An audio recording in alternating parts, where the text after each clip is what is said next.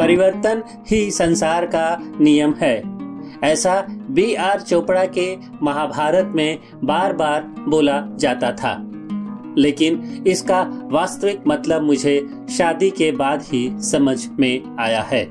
शादी से पहले हम सभी स्वतंत्रता से राजी हुआ करते थे, बिना किसी रोक टोक के घूमते थे। लेकिन अब जो सुबह में खाते हैं उसे नाश्ता कहते हैं और दोपहर के खाने को लंच। ये बात बिल्कुल मुझे अभी अभी शादी के बाद ही पता चली है।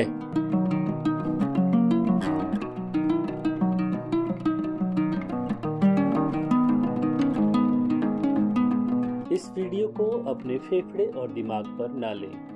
लाइक, सब्सक्राइब और कमेंट करके हमारा हौसला बढ़ाएं, वरना पाप लगेगा। इस नर को गौर से देखिए।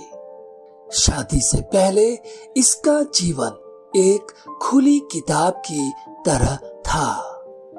जब मन किया दोस्तों के साथ निकल गए, देर रात तक पार्टियां की और घर पर भी कोई रोक टोक नहीं।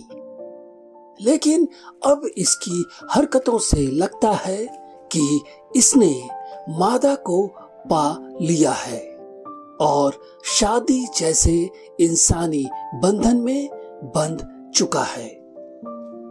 नर और मादा के एक दूसरे को पा लेने को ही आज इंसान शादी कहते हैं, क्योंकि मादा को एक बार पा लेने के बाद ही नर अपने जीवन में नई नई तरह की हरकतों को करने लगता है। आज हम मिलेंगे ऐसे ही एक नर से जो खुद को इंसान के रूप में सिकंदर के नाम से जानता है।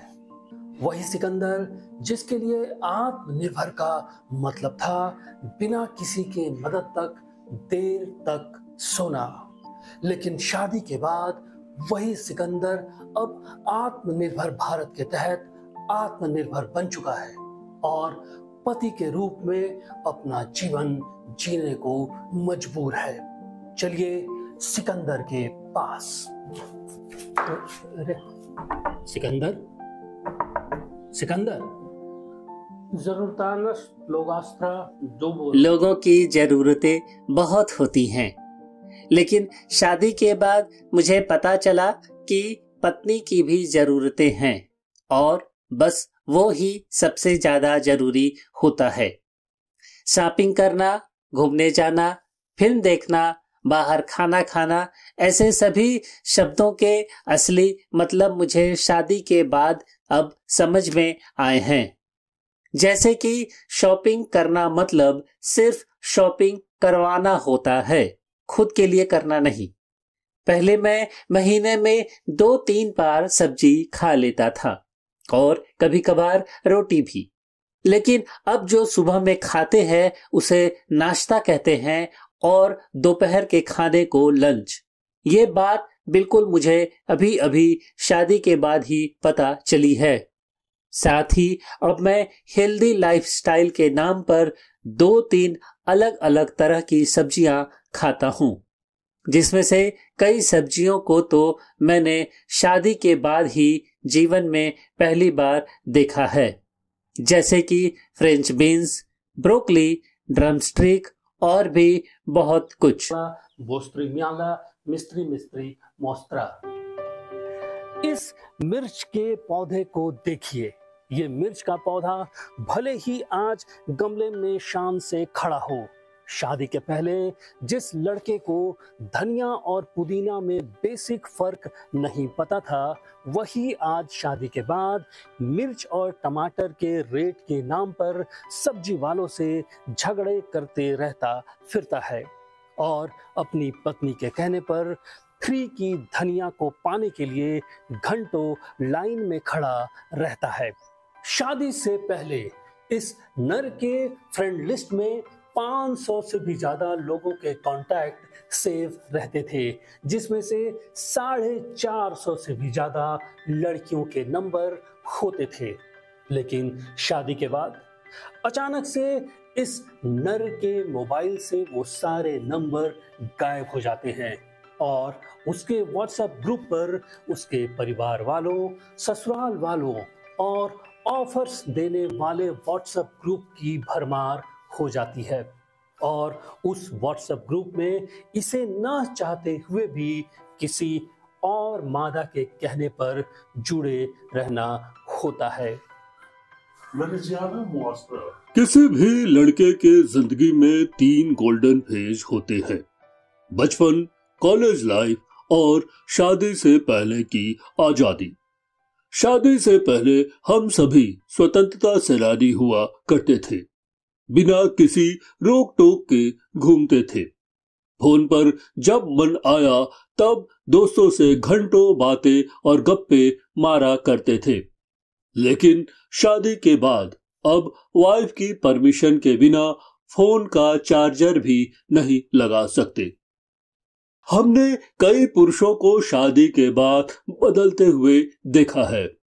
मैं खुद आज देखिए किस हालत में हूं।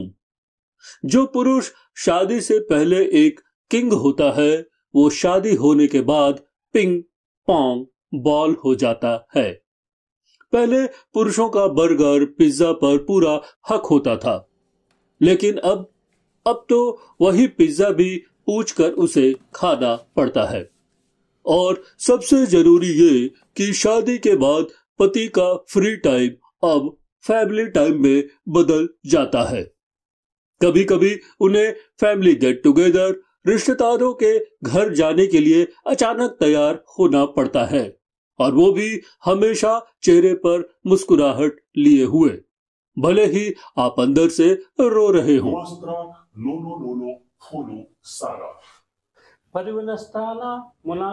परिवर्तन ही संसार का नियम है, ऐसा B.R. चोपड़ा के महाभारत में बार बार बोला जाता था।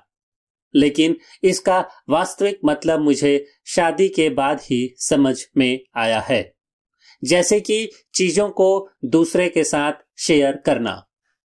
शेयर शब्द ही मैंने पहली बार शादी के बाद सुना था, और इसका साधारण सा मतलब है कि अपनी चीजों को दूसरों को सौंप देना, न कि अपनी चीज में से एक हिस्सा दूसरे को देना। इसी को शादी के बाद शेयर करना कहते हैं। हिस्ट्री दुआस्त्रा नो खा। नर और मादा के एक साथ रहने पर ऐसी कई तरह की चुनौतियों का सामना नर को करना पड़ता है जो आज के इंसान नहीं करते। तो अगली बार अगर किसी नर को रास्ते में, दुकानों में, रेस्टोरेंट में या अपने आसपास बेचैन देखें, हर वक्त लड़ने को वो दिखे, तो समझ जाए कि ये वही पुराना फ्री बर्ड है जो अब उड़ने के लिए छटपटा रहा है, लेकिन अब उसके पंखों पर थोड़ा ज्यादा नियंत्रण हो गया है। बाकी आपको हमारी ये फेकोमेंट्री कैसी लगी, कमेंट करके आप भी खुद को आजाद दिखाएं और हमें लाइक सब्सक्राइब बिना अपनी मादा के डर के करें। तब तक के लिए टुई।